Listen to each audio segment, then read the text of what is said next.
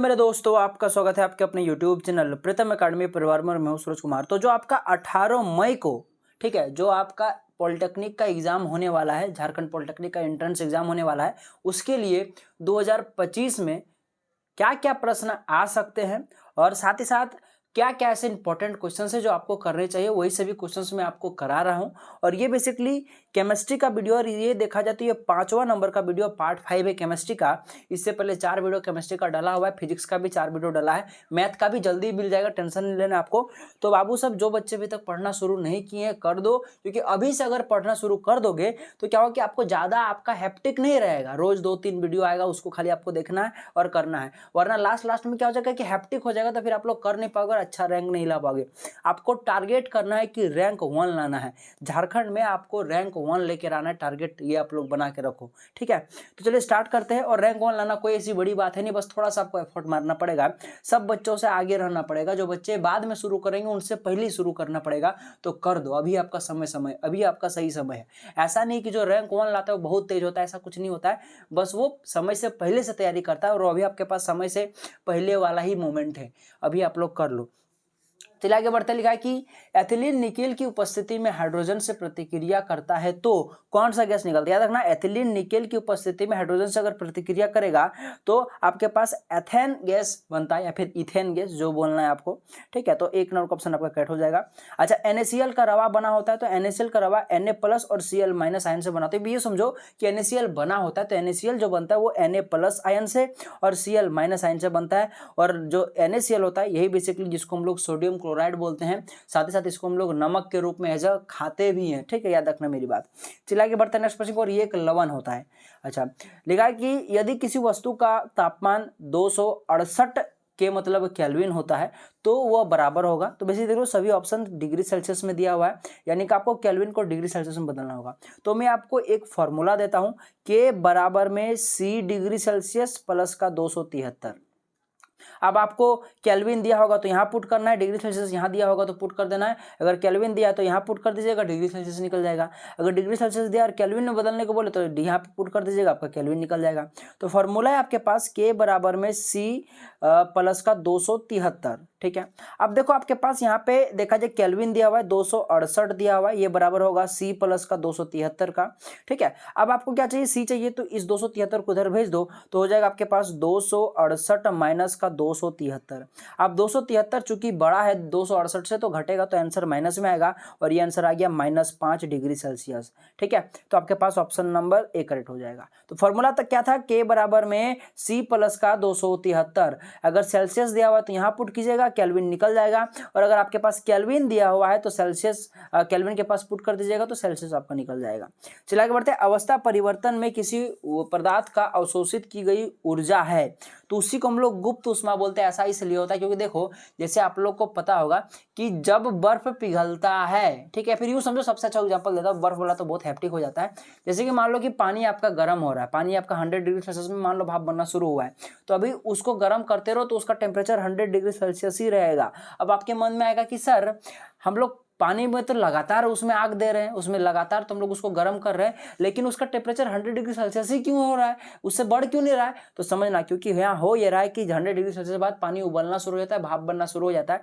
यानी कि पानी क्या होता है कि लिक्विड स्टेट से आपका गैसियस स्टेट में बदलना शुरू हो जाता है, यानी कि उसका स्टेट परिवर्तन होने लगता है। और स्टेट परिवर्तन यूं ही नहीं हो सकता, उसके लिए एनर्जी चाहिए, और एनर्जी आप लोग क्या दे रहे हो, वही उसको गर्म कर रहे हो ना। तो वहाँ अवस्था परिवर्तन में सारा एनर्जी यूज हो जा रहा है, इसीलिए क्या हो रहा है कि जो टोटल उसका टेम्परेचर है जो कि 100 डिग्री सेल्सियस से उतना का उतना ही मेंटेन रहता है, ठीक है। तो आखिर वो उष्मा चला कहाँ जाता है, तो भाई साहब वो अवस्था परिवर्तन में चला जाता है, इसलिए इसको गुप्त उष्मा बोलते हैं, ठीक है। चलिए आगे बढ़ते आगे। ग्रीष्म काल में घड़े में पानी ठंडा हो जाता है, इसका कारण है क्योंकि देख लो, ग्रीष्म काल में देखना, घड़े में अगर पानी रखोगे तो ठंडा हो जाएगा, क्योंकि घड़े में छोटे छोटे छिद्र होते हैं, क्योंकि वो मिट्टी का बना होता है, उस छिद्र से पानी रिसता है। आप लोग देखोगे घड़े में पानी रखोगे तो वह गीला हो जाता है, ठीक है। और उससे क्या होता है कि जो बाहर तरफ गीला हुआ घड़ा, उससे क्या होता है कि गर्मी के कारण वो वाष्पोत्सर्जन होता है वहां पे, और वाष्पोत्सर्जन होता है तो घड़ा का टेम्परेचर जो गर्मी है उसको लेकर वो भाप बनकर उड़ जाता है, जिससे क्या होता है कि घड़ा ठंडा हो जाता है, यानी वाष्पोत्सर्जन की पूरी प्रक्रिया यहाँ होती है। चलिए आगे बढ़ते हैं। 125 डिग्री सेल्सियस, 268 डिग्री सेल्सियस और 66 डिग्री सेल्सियस को केल्विन स्केल में परिवर्तन करना है। चलो सबसे पहले 25 डिग्री सेल्सियस को करते हैं। तो फॉर्मूला होता है K बराबर में C प्लस का 273। ठीक है, तो बस आपके पास K तो निकालना है, तो C का वैल्यू दिया हुआ है 25 और प्लस का हो गया 273। तो अगर 25 में 273 ऐड करोगे तो कितना हो जाएगा, 5 3 8 और आपके पास हो जाएगा यहाँ पे 7 2 9 और 2, यानी कि हो जाएगा 298। ठीक है, तो ये 298 पहले कहाँ दिख रहा है, ऑप्शन नंबर ए में दिख रहा है और बी और डी में भी दिख रहा है। तो देखते हैं आगे निकाल कर, अब 38 डिग्री सेल्सियस को निकाल कर देखते हैं। तो 38 डिग्री सेल्सियस को निकालने के लिए हम लोग क्या करेंगे, फॉर्मूला K बराबर में C प्लस का 273, C तो यहाँ पे 38 है प्लस का 273। अब यहाँ पे देख लो 273 में 38 को जोड़ोगे तो 8 3 यहाँ पे हो गया 11, 11 का आपके पास एक हाथ में रहा 1, 7 3 10 और 11 हाथ में रहा 1 और यहाँ पे हो गया 3, यानी 311। तो 311 कहाँ दिख रहा है आपके पास, यहाँ पे दिख रहा है। तो यानी कि आपके पास और यहाँ ऑप्शन में बाकी सब में कहीं भी 311 दिख रहा है, तो आगे निकालने का जरूरत है ही नहीं। तो 25 डिग्री सेल्सियस को केल्विन बदलोगे तो 298 हो जाएगा और अगर 38 डिग्री सेल्सियस को बदलोगे तो ये हो जाएगा 311 केल्विन। और बाकी 66 को बदल के देख लेना, ये 339 केल्विन निकलेगा। तो एक नंबर का ऑप्शन आपका करेक्ट हो जाएगा। ठीक है, बस फॉर्मूला माइंड में रखना है K बराबर में C प्लस का 273। ठीक है, चलिए आगे बढ़ते हैं। नेक्स्ट प्रश्न क्या लिया कि इनमें से कौन सा तत्व नहीं है। तत्व वही होता है जिसमें एक ही प्रकार के परमाणु होते हैं। तो देख लो, बहुत बच्चे बोल देंगे ग्रेफाइट, तो भाई साहब ग्रेफाइट एक तत्व ही होता है, क्योंकि ये कार्बन का एक अप्रूफ है। ग्रेफाइट और हीरा, इसमें सिर्फ कार्बन ही होता है, इसीलिए देखा है तो ग्रेफाइट को तत्व में रखेंगे। जर्मेनियम, सिलिकॉन, ये सब तो ऑलरेडी तत्व है, परंतु जो आपके पास सिलिका होता है इसको सिलिकॉन डाइऑक्साइड बोलते हैं, SiO2 होता है इसका फॉर्मूला। ठीक है, जो कि सिलिका हम लोग इसको बोलते हैं, इसलिए आपके पास ये एक तत्व नहीं, एक यौगिक हो जाएगा। नेक्स्ट प्रश्न है, लेकिन इनमें से कौन मेटेलॉइड नहीं है। मेटेलॉइड का मतलब होता है उपधातु, कौन सा उपधातु नहीं है। तो देखो एक्चुअली में बात करो तो उपधातु टोटल 6 याद रखिएगा। एक होता है बोरॉन, एक होता है सिलिकॉन, एक होता है जर्मेनियम, एक होता है आर्सेनिक, एक एंटीमनी और एक आपके पास होता है टेलुरियम। ठीक है, तो ये सभी चीजें होती हैं जो कि आपका मेटेलॉइड में आता है। ठीक है, तो यहाँ ऑप्शन में देखो आपके पास बोरॉन भी मिल गया, आपको सिलिकॉन भी मिल गया, जर्मेनियम मिल गया जो कि मेटेलॉइड है, परंतु गैलियम मेटेलियड नहीं है, ये एक्चुअली एक मेटल होता है, धातु होता है और इसका गलनांक बहुत कम होता है। इस कारण से इसको हथेली में रखोगे तो ये पिघल जाएगा। ठीक है, तो आपके पास सी नंबर का ऑप्शन कट हो जाएगा। चलिए आगे बढ़ते हैं। इनमें से कौन यौगिक है, आपको बताना कौन यौगिक है। तो देखो CO और यहाँ भी CO है। तो बोलेगे सर क्या है ये, ऑप्शन गलत है। बाबू ऑप्शन गलत नहीं है, देख लो यहाँ CO देख लो, दोनों बड़ा बड़ा अक्षर में लिखा हुआ है। इसका मतलब ये होता है कि कार्बन और ऑक्सीजन का योग, इसको कार्बन मोनोऑक्साइड बोलते हैं। ठीक है, तो यही एक यौगिक होता है। ठीक है, लेकिन जो यहाँ CO लिखा है, C बड़ा लिखा है, O छोटा लिखा है, यानी कि ये बेसिकली आपका कोबाल्ट को इंडिकेट करता है, क्योंकि कोबाल्ट को CO से दिखाते हैं। और यहाँ जो C नंबर का ऑप्शन लिखा है NO, इसको भी ये भी एक आपका पास देखा है तो N बड़ा है और O भी बड़ा, यानी कि ये भी एक यौगिक है। और NO को ही हम लोग क्या बोलते हैं आपको पता है, इसी को हम लोग नाइट्रिक ऑक्साइड बोलते हैं। तो देखा जाए तो आपके पास ऑप्शन नंबर A और C ये दोनों ही करेक्ट है, क्योंकि ये दोनों दो अलग अलग तत्वों से मिलकर बना है, इसलिए यौगिक हो जाएगा। बाकी B नंबर का ऑप्शन जो है ये बेसिकली एक तत्व है, तो इसलिए यहाँ पे D नंबर का ऑप्शन कट हो जाएगा एक से अधिक। ठीक है, क्योंकि यहाँ पे 2 आंसर सही है। चलिए आगे बढ़ते हैं नेक्स्ट प्रश्न की ओर। आपका नेक्स्ट प्रश्न, इनमें से कौन विद्युत का अच्छा सुचालक और कुचालक नहीं है। देखो कितना अच्छा प्रश्न है कि प्रश्न बोल रहा है कि कौन ऐसा जो सुचालक भी नहीं है और ना ही कुचालक है, यानी बीच वाला है। और आपको पता है बीच वाला को क्या बोलते हैं, उपधातु बोलते हैं, क्योंकि उपधातु ना ही धातु जैसा होता है ना ही अधातु जैसा होता है। धातु क्या करता है, विद्युत का चालन करता है, जबकि अधातु विद्युत का चालन नहीं करता है। यानी उपधातु जो होता है वो चूंकि नहीं धातु है ना ही अधातु, इसलिए वो ना ही विद्युत का चालन कर पाता है और ना ही वो कुचालक होता है, यानी कि मीडियम वाला चीज करता है वो। ठीक है, तो देखो ये क्वेश्चन कितना मस्त प्रश्न था। डायरेक्टली आपको इनडायरेक्टली तौर पर ये पूछ रहा है कि कौन सा यहाँ उपधातु है। सो तो याद रखिएगा, यहाँ अगर मैं बात करूँ तो क्रोमियम हो गया, जर्मेनियम हो गया, पोटेशियम, ये सभी धातु उपधातु ये नहीं है, ये सभी उपधातु नहीं है। ठीक है ना, ये सभी आपके पास देखा जाए तो आपके पास अच्छा देखो यहाँ ये जो जर्मेनियम है ये आपका उपधातु है। ठीक है, अभी मैंने आपको बताया था कि जर्मेनियम हो गया, बोरॉन, सिलिकॉन, आर्सेनिक, एंटीमनी और टेलुरियम जो है ये सभी उपधातु होते हैं, और यही जो होगा विद्युत का चालन नहीं कर पाएगा, ना ही वो कुचालक होगा। यही सेंस हो जाए क्योंकि ये उपधातु है। बाकी क्रोमियम हो गया, गैलियम हो गया, पोटेशियम, ये सभी धातुएं में आती है। ठीक है, ये सभी धातु है। चलिए आगे बढ़ते हैं। इनमें से कौन एक रासायनिक परिवर्तन नहीं है। तो देखो दही का बनना रासायनिक परिवर्तन है, केले का पकना रासायनिक परिवर्तन है, फोटो फ्रेम में जंग लगना ये भी रासायनिक परिवर्तन है, पर नेप्थेलिन का ऊर्ध्वपातन क्या होता है, ये सब्लिमेशन बोलते हैं इसको। डायरेक्टली क्या होता है कि ये ठोस से गर्म करने पर ये द्रव अवस्था में नहीं जाता, डायरेक्टली ये भाप बन जाता है। नेफ्थलीन हो गया, कर्पूर हो गया, ये सभी ऐसे होते हैं जो क्या करते हैं, डायरेक्टली ऊर्ध्वपातन शो करते हैं, ये ठोस से सीधे द्रव गैस अवस्था में परिवर्तित हो जाते हैं। ठीक है, तो ये बेसिकली एक भौतिक परिवर्तन होगा, क्योंकि ये जैसे भाप बनेगा आप लोग इसको वापस से कंडेंस वगैरह कर इसको नेफ्थलीन की गोली में बना सकते हो, इसलिए आपका ये भौतिक परिवर्तन हो जाएगा। लेकिन निम्नलिखित में से कौन सा निलंबन हो सकता है, तो याद रखना मिल्क ऑफ मैग्नीशिया जो है वो निलंबन हो सकता है। इसी को हम लोग MgOH का होल्टो बोलते हैं, मैग्नीशियम हाइड्रोक्साइड, और इसका पीएच मान कभी कभी पूछ देता है, याद रखना 10 या फिर 10.5 होता है। ठीक है, एक्चुअली में 10.5 होता है, तो जैसा ऑप्शन में रहे उसके हिसाब से मार दीजिएगा। चलिए आगे बढ़ते हैं, इनमें से कौन ठोस ठोस का घोल है, आपको बताना कौन सा ऐसा घोल या फिर ऐसा यौगिक है जो ठोस ठोस का है। तो देखो यहाँ पीतल सही आंसर हो जाएगा, क्योंकि देखा जाए बोरॉन, बेरिलियम, आपका हो गया रोटी का तो क्या बात करूँ, रोटी जो होता है आटा और पानी का मिक्सचर होता है। ठीक है, तो यहाँ पे बेसिकली ठोस भी है और यहाँ पे द्रव भी है, पर आपको ठोस ठोस चाहिए, तो बेसिकली पीतल जो होता है ये बेसिकली ठोस ठोस का होता है, क्योंकि जो पीतल बनता है वो कॉपर और जिंक के मिश्रण से बनता है। ठीक है, तो आपके पास यही सही आंसर हो जाएगा, क्योंकि ये कॉपर भी एक आपका ठोस होता है और जिंक भी ठोस होता है, इसलिए ठोस ठोस का मिश्रण हो जाएगा, पीतल सही आंसर हो जाएगा। अगर मेरा एक्सप्लेनेशन आपको समझ में आ रहा है तो वीडियो को जरूर लाइक कीजिएगा, पसंद आ रहा है तो अपने दोस्तों तक जरूर शेयर कीजिएगा। ठीक है, साथ ही साथ नए हो तो चैनल को सब्सक्राइब जरूर कीजिएगा। चलिए आगे बढ़ते हैं, इनमें से चीनी में घुलनशीलता 20 डिग्री सेल्सियस पर दर्शाता है। बेसिकली क्वेश्चन का कहने मतलब ये है कि 100 ग्राम जल को अगर आप लोग 20 डिग्री सेल्सियस पर रखते हो तो उस टाइम पे उसमें कितना चीनी घुलेगा, तो याद रख लीजिएगा 204 ग्राम चीनी को घोला जा सकता है 100 ग्राम पानी में 200 डिग्री सेल्सियस 20 डिग्री सेल्सियस पर। ठीक है, मैंने गलती से 200 बोल दिया होगा तो आई एम सॉरी। चलिए आगे बढ़ते हैं, इनमें से कौन भौतिक परिवर्तन आपको बताना है।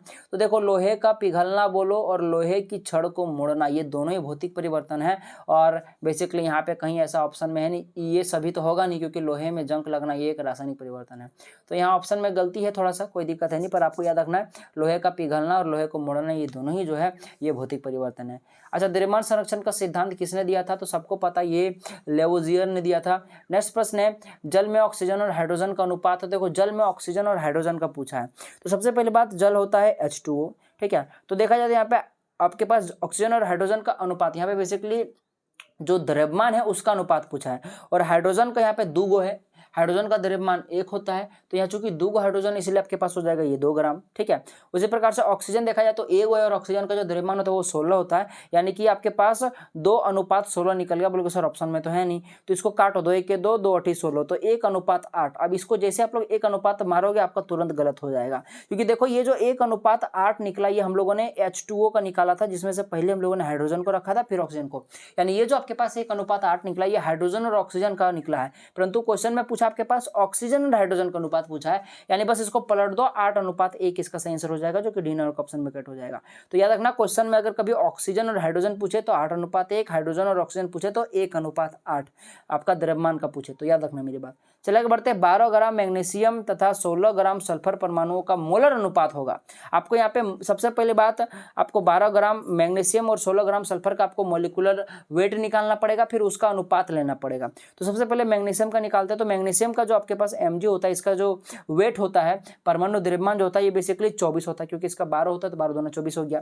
ठीक है, और इसका देखा जाए तो आपके पास, चलो अब इसका हम लोग मोलिकुलर वेट निकालेंगे, तो देखा जाए तो आपके पास सबसे पहले हम लोग, अच्छा एक्चुअली में यहाँ मोलिकुलर वेट नहीं, मोल का अनुपात पूछा, यानी कि आपको यहाँ पे मोलों की संख्या निकालना है। सबसे पहले मैग्नीशियम का मोल का संख्या निकालो, फिर सल्फर का मोल का संख्या निकालने बोला है। ठीक है, तो कोई दिक्कत नहीं, बात बराबर है, मैग्नीशियम का बराबर मतलब इसी तरह से बनेगा। ठीक है, मैग्नीशियम का 12 आपके पास ये हो गया, तो जो मोल की संख्या होती है मैग्नीशियम का जो मोल निकलेगा वो कैसे निकलेगा, मोल निकालने का जो फॉर्मूला होता है वो आपके पास होता है गिवन वेट बटे में मोलिकुलर वेट। गिवन वेट क्या आपके पास यहाँ पे दिया हुआ है, देख लो मैग्नीशियम 12 ग्राम दिया हुआ है, कितना दिया हुआ है 12 ग्राम दिया हुआ है, इसका जो मोलिकुलर वेट है मैग्नीशियम को कितना निकल गया 24 निकल गया, इसको 12 दूना 24 यानी कि 1/2 यानी कि 0.5 मोल निकल गया इसका आंसर। ठीक है, आंसर मतलब 0.5 मोल मैग्नीशियम का निकल गया, इसमें कितने मोल है तो 0.5 मोल। ठीक है, 0.5 मोल।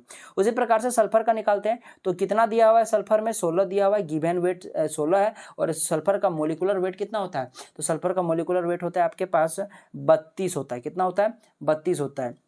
इसको काटोगे तो 16 दूना 32, इसका भी 0.5 ही आएगा, यानी कि आपका मैग्नीशियम का 12 ग्राम का जो मोल निकला वो 0.5 निकला, ठीक है। और जो आपके पास सल्फर है इसका भी जो मोल निकला वो 0.5 निकला। इन दोनों को भागा दे दो तो आपका अनुपात निकल जाएगा, काटोगे तो 1:1 आ जाएगा, जो कि ऑप्शन नंबर आपको सी में दिख रहा होगा, ठीक है। तो यहाँ पे मोलिकुलर मोल का बेसिकली अनुपात पूछा था, ठीक है, मोलिकुलर वेट का अनुपात नहीं पूछा था। चलिए बताइए इनमें से किसकी संख्या महत्तम है। ये क्वेश्चन अच्छा प्रश्न है, ये क्वेश्चन मैं आपको बाद में कभी बोर्ड में सोल्व करके बताऊंगा, पर अभी अगर आप लोग आंसर जानना चाहोगे तो 18 ग्राम CH4 का हो जाएगा, ठीक है। आपको ये क्वेश्चन मैं आगे चल बताऊंगा। अवोगाड्रो संख्या वगैरह कुछ कुछ कॉन्सेप्ट मुझे बताना पड़ेगा, जो कि मैं आगे चल के बता दूंगा।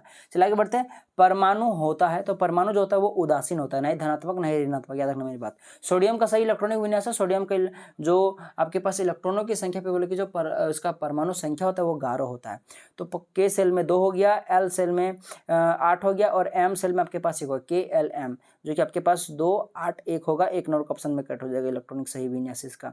अच्छा, परमाणु का प्रथम मॉडल किसने दिया था, तो परमाणु का प्रथम मॉडल जे थॉमसन ने दिया था।